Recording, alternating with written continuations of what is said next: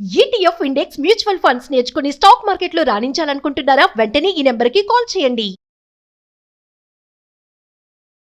Welcome to Suman TV. నేను మీ Suman TV Nag. ప్రస్తుతం అయితే చైనా నుంచి ఒక వైరస్ వచ్చిందని, దానివల్ల చాలామందికి ప్రాణాపాయం ఉండే అవకాశం ఉందని చెప్పేసి మాట్లాడుకుంటూ ఉన్నారు. దాంతోపాటు లాక్డౌన్ కూడా ఉండే అవకాశం ఉంటుందని చెప్పేసి కూడా మాట్లాడుకుంటూ ఉన్నారు. దీనికి సంబంధించినటువంటి వాటిలో ఇప్పటి వరకు ఉన్నటువంటి అప్డేట్స్ ఏంటి? అండ్ బెంగళూరులో కూడా రీసెంట్గా ఒక కేసు నమోదైందని చెప్పేసి అంటూ ఉన్నారు. దాని మీద అయితే కథనాలు రకరకాలుగా ఉన్నాయి.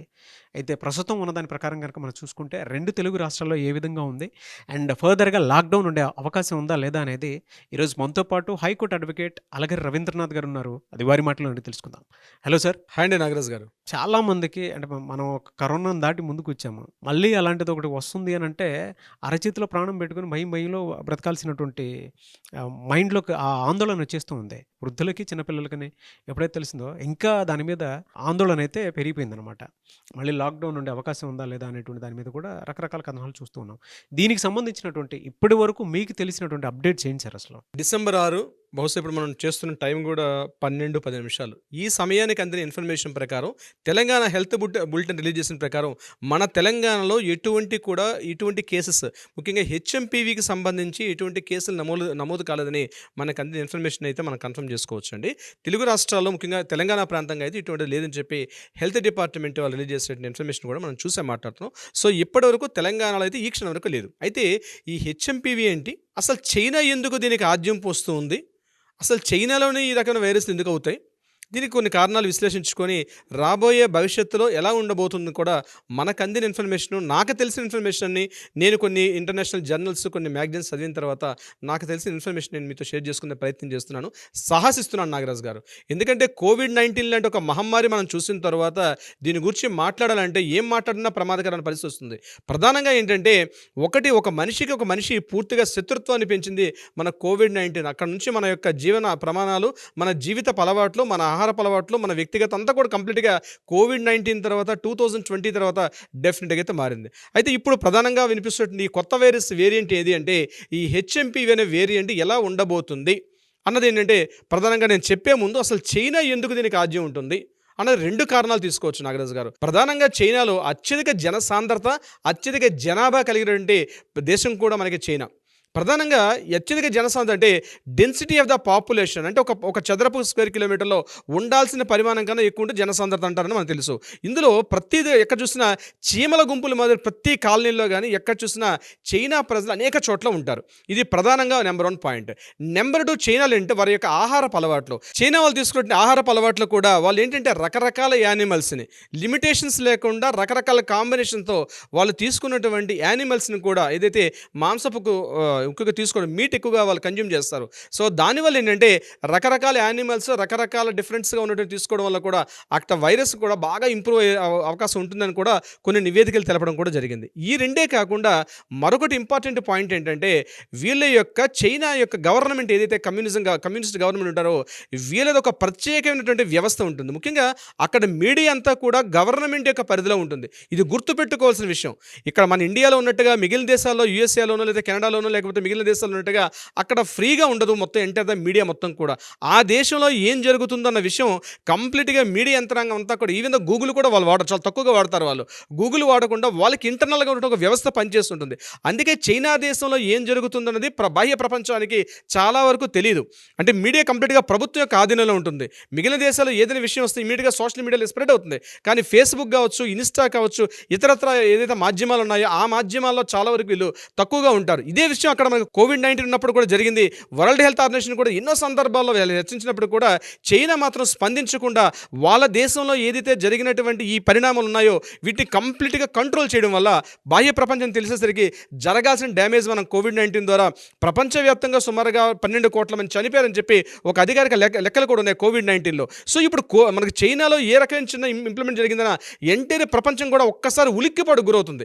చైనాలో ముఖ్యంగా ఈ వైరస్లు, ముఖ్యంగా బీజింగ్లో ఉన్నటువంటి ఉన్నటువంటి వుహాన్ కానీ బీజింగ్ ఉన్నటువంటి ఈ వైరల్ యొక్క ల్యాబొరేటరీస్ ఏవైతే ఉన్నాయో కొత్త వేరియంట్స్ వాళ్ళు తయారు చేస్తారని, ఇది మానవాళికి ఏంటంటే న్యూక్లియర్ వెపన్స్ లాగా వీటిలాగా ఎట్లా చేస్తారో అదేవిధంగా కొత్త వైరస్లు ప్రపంచంలో మానవాళి మనుగడికి మానవాళికి ముప్పుని క్రియేట్ చేసే విధంగా కొన్ని వైరస్లు తయారు చేస్తారని చెప్పి కూడా ఒక అపోహ ఉంది. దీని మీద ఎప్పుడు కూడా స్పందించలేదు. రకరకాల ఊహాగానాలు అయితే ఉన్నాయి. బహుశా ఏ కారణమైనా కావచ్చు. అయినప్పటికీ కూడా ఇన్ని రకాలుగా చైనాలో ఏదైనా ఒక వైరస్ ప్రబలుతుందంటే ప్రపంచం అంతా కూడా ఉలిక్కి పడుతుందన్న విషయంలో ఎటువంటి డౌట్ అయితే లేదు. అయితే ఇటీవల అక్కడ కొన్ని విజువల్స్ మనం చూసిన తర్వాత ప్రధానంగా చైనా ప్రధాన పట్టణాలు అంటే నార్త్ చైనా అంటే బీజింగ్, వుహాన్ ఈ ప్రాంతాల్లో ఉన్నటువంటి ఎక్కువగా ఆ ప్రాంతాలు ఏం జరిగిందంటే కంప్లీట్గా అక్కడ ప్రతి హాస్పిటల్ కూడా జనంతో రద్దీగా వాళ్ళు అక్కడ కొన్ని విజువల్స్ మనం చూసినప్పుడు వాళ్ళు ఊపిరి తీసుకోవడానికి ఇబ్బంది పడుతూ మాస్కులు పెట్టుకుంటూ ఏదైతే మనం కోవిడ్-19లో చూసినటువంటి ఏవైతే స్థితులు ఉన్నాయో అవే స్థితిగతులను ఇప్పుడు వాళ్ళు కంప్లీట్గా చేయడం జరిగింది. దీని మీద చైనా విదేశాంగ శాఖ మంత్రి, చైనా ఆరోగ్య శాఖ మంత్రి కూడా ప్రకటించడం జరిగింది. మాకు ఇది రెగ్యులర్గా ఈ సీజన్లో వచ్చినటువంటి కొన్ని వ్యాధులు మాకు ప్రబలుతున్నాయి కాబట్టి దీని గురించి అంత పెద్దగా ఆందోళన చెందాల్సిన అవసరం లేదని చెప్పకనే చెప్పినట్టు ఒక మాట చెప్పడం జరిగింది. ఎందుకంటే డిపార్ట్మెంట్ ప్రపంచం ఎప్పుడైతే యుఎస్ నుంచి గవర్నమెంట్స్ అందరూ కూడా క్వశ్చన్స్ రేజ్ చేసినప్పుడు విదేశాంగ శాఖ మంత్రి అదేవిధంగా వైద్య ఆరోగ్య శాఖ మంత్రి వాళ్ళ డిపార్ట్మెంట్ చైనాలో ఉన్న వాళ్ళు కూడా ప్రెస్ మీడియా ముఖ్యంగా ప్రపంచానికి వాళ్ళొక మెసేజ్ కూడా పంపించారు. సో కొంతవరకు ఏంటంటే ఎప్పుడైతే వాళ్ళు మాట్లాడారు, ఇంతకుముందు కోవిడ్-19లో వాళ్ళు మాట్లాడాల, ఇటువంటి జరుగుతున్నప్పుడు కూడా చూసి జాగ్రత్త పడ్డారు. కానీ జరగాల్సిన డ్యామేజ్ ప్రపంచం చాలా వరకు దానికి మూల్యం చెల్లించుకుంది. అదేవిధంగా ఇప్పుడు చైనాలో రీసెంట్గా గడిచిన వారం 10 రోజుల్లో అప్పుడు కూడా చూసినట్లయితే మనం 2019 ఇదే నవంబర్ డిసెంబర్లో కోవిడ్-19 తాలూకా ఆనవాళ్ళు అప్పుడప్పుడే మనకు ముందుగా కేరళలో ప్రవేశపెట్టడం, అంతకుముందు 2020కి మనం బిఫోర్ వెళ్ళినట్లయితే బర్డ్ ఫ్లూ కూడా ఇదే సీజన్ ఇదే నవంబర్ డిసెంబర్లోనే మనకి 2012 అనుకుంటాను 2012లో బర్డ్ ఫ్లూ రావడం, అంతకుముందు స్వైన్ ఫ్లూ అని చెప్పి పందుల ద్వారా వ్యాప్తి చెందే మరొక వైరస్లు ఇవన్నీ కూడా చైనా నుంచే డెవలప్ అవుతూ వస్తున్నాయి. ఇదే డిసెంబర్ అనేది ముఖ్యంగా శీతాకాలం అనేది వైరస్లు బాగా వ్యాప్తి చెందడానికి అనుకూలమైన వాతావరణం, ముఖ్యంగా రకరకాల వేరియంట్స్ ఉంటాయని చెప్పడం జరిగింది. ముఖ్యంగా మెడికల్ డిపార్ట్మెంట్స్ వాళ్ళు చెప్తారు ఈ విషయాన్ని. అయితే రెగ్యులర్గా ఇన్ఫ్లుయెంజా, స్వైన్ ఫ్లూ ఇటువంటి ఈ యొక్క డిసీజ్ అయినా అంటే జలుబు ముఖ్యంగా శ్వాసకోశ సంబంధించి అంటే రెస్పిరేటరీ సిస్టమ్ ఏదైతే ఉంటుందో ఆ రెస్పిరేటరీ సిస్టమ్ ముఖ్యంగా శ్వాస తీసుకోవడంలో అనేక ఇబ్బందులు కలుగుతాయని చెప్పి ముఖ్యంగా వైద్య ఆరోగ్య శాఖ మంత్రి వాళ్ళు కూడా ఒక బులెటిన్ కూడా రిలీజ్ చేశారు దీనికి సంబంధించి. బహుశా అటువంటిది చైనా నుంచి కూడా ప్రజెంట్గా అయితే ఇప్పటికీ లేదు. కానీ ఆ కేసెస్ మీరు ఇప్పుడు ఇంటర్వ్యూలో మీరు చెప్పినట్టుగా బెంగళూరులో కేసు ఏదో బయటపడినట్టుగా చెప్తుంది. బట్ రియల్గా అది హెచ్ఎంపీవీఏ కాదండి, పూర్తిగా కన్ఫర్మ్ చేసుకోవాల్సిన అవసరం కూడా అఫీషియల్ మనకు బులెటిన్ అయితే ఇంకా రాలేదు. కానీ చాలా వరకు ఎలా ఉంటుందంటే జలుబు, ఒక పొడి దగ్గు, అదేవిధంగా శ్వాస తీసుకోవడంలో అనేక రకాల ఇబ్బందులు, ఒక 3-4 రోజుల పాటు కంప్లీట్గా ఫీవరిష్గా ఉండడం, బాడీ పెయిన్స్, ఈ యొక్క సిమ్టమ్స్ అన్నీ కూడా ఏదైతే కోవిడ్ లక్షణాలు ఉంటాయో కోవిడ్ లక్షణాలు మాదిరిగానే ఉంటాయి. సో ఇక్కడ ప్రధానంగా వాళ్ళు ఏం చెప్తున్నారంటే సెంట్రల్ హెల్త్ మినిస్టర్ అండి అతుల్ గోయల్ కూడా నేను రీసెంట్గా ఈవినింగ్ కూడా ఒక బులెటిన్ రిలీజ్ చేశారు. దాంట్లో ఆయన చెప్పడం ఏంటంటే ఈరోజు మన దేశానికి అయితే ఇటువంటి ఉప్పు అయితే రాలేదు, బట్ ఏదేమైనప్పటికీ కూడా కొంత డిస్టెన్స్ పాటించండి. ఏదైతే మనం కోవిడ్-19లో తీసుకున్న ప్రికాషన్స్, సాధారణ జాగ్రత్తలు ఏవైతే ఉన్నాయో అవి మాత్రం ఖచ్చితంగా పాటించాల్సిన అవసరం అయితే ఉంటుంది. ముఖ్యంగా మాస్క్ పెట్టుకోవడం, ముఖ్యంగా శీతల ప్రాంతాలు, జలుబు ప్రాంతాల్లో ఎక్కువగా తిరిగే ప్రయత్నం కాకుండా, ముఖ్యంగా ఎక్కువగా జనాభా తిరిగి మెట్రో ట్రైన్స్ కావచ్చు, బస్సుల్లో కావచ్చు, ట్రైన్స్లో కావచ్చు, జనరద్దీ ఎక్కువగా ఉన్న ప్రాంతాలు కొంత దూరంగా ఉండే ప్రయత్నం చేయండి. బట్ ఏదైనప్పటికీ కూడా మన భారతదేశం లాంటి దేశాల్లో ఎక్కువగా పాపులేషన్ మన కంట్రీస్లో ఇటువంటి చేయడం చాలా కష్టం. ఇది ప్రభుత్వాలు లేకపోతే ఏజెన్సీలు లేకపోతే సంస్థలు, స్థానిక సంస్థలు ఇటువంటి వాళ్ళు తీసుకోలేరు. ఏ వ్యక్తికి ఆ వ్యక్తి ఇండివిజువల్గా కొంత డిస్టెన్స్ మెయింటైన్ చేసుకుంటూ, అంటే కోవిడ్-19 చూసినట్టు ఒక భారీ ప్రళయం మనం చూసాం. కోవిడ్-19 బహుశా మానవాళి మొత్తం కూడా ఈ యొక్క దీనికి మనుగడ మొత్తం నాశనం అయిపోతుందా అన్న భయకంపితులు చేసింది. మనం ముఖ్యంగా కోవిడ్ 1, 2 ఆ సిస్టమ్స్లో మనం చూసాం. అనేక వేల మంది అంటే ఏ హాస్పిటల్స్ ఖాళీ లేకుండా, హాస్పిటల్స్ మందులు లేకుండా అనేక రకాల ఇబ్బందులు ఎదుర్కొన్నాం. అయితే ఇక్కడ ఎందుకు మన హెచ్ఎంపీవీకి ప్రధానంగా భయపడుతుంది ప్రపంచం, ఎందుకంటే ఈ హెచ్ఎంపీవీ అని ఏదైతే వైరస్ ఉందో ఈ వైరస్కి ఇప్పటివరకు ఒక రకమైన వ్యాక్సిన్ కానీ లేకపోతే ఇతరత్ర మెడిసిన్ సదుపాయాల్లో కానీ సాధారణంగా ఉన్నటువంటి జలుబుకి, దగ్గుకి ఏవైతే మెడిసిన్స్ వాడతారో అవే వాడుతున్నాం. ప్రధానంగా దీనికి ఒక వ్యాక్సిన్ లేదు కాబట్టి ప్రపంచం అంతా కూడా భయకంపితులు గురవుతున్నారు. ప్రధానంగా ఈ దూర ప్రాంత ప్రయాణాలు, దేశ విదేశాల ప్రయాణం చేసే వాళ్ళు మాత్రం కొంత జాగరూకత అయితే ఉండాల్సిన అవసరం అయితే కంప్లీట్గా ఉంటుంది. నాగరాజు గారు, సార్ లాక్డౌన్ ఉండే అవకాశం ఉంటుందండి మళ్ళీ?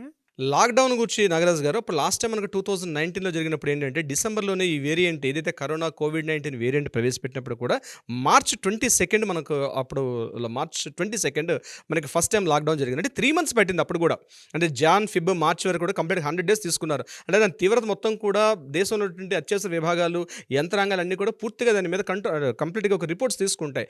దాని తీవ్రత ఎలా ఉంటుంది, నెక్స్ట్ కమింగ్ ఎలా ఉంటుందని చెప్పి దీని మీద కంప్లీట్గా ఒక ఇంటెలిజెన్స్ రిపోర్ట్ సర్వీస్ గవర్నమెంట్లో ఉంటాయి. అయితే అయితే ఇప్పుడు అందిన ఇన్ఫర్మేషన్ ప్రకారం ఏంటంటే ఎవరికి వారు వ్యక్తిగతంగా దూరాన్ని మెయింటైన్ చేసుకుంటూ, ముఖ్యంగా మాస్క్లు వాడుకుంటూ, శానిటేషన్ చేసుకుంటూ, ముఖ్యంగా 20 మినిట్స్ ముఖ్యంగా హెల్త్ బులెటిన్ రిలీజ్ చేసినప్పుడు ఏం చెప్తున్నారంటే అట్లీస్ట్ ఒక 20 సెకండ్స్ పాటు కానీ మనం ఒక సబ్బుని మనం దాన్ని చేసుకోవడం వల్ల ఆ వైరస్ కూడా ఉండే అవకాశం లేదు అని చెప్పడం అయితే జరుగుతుంది.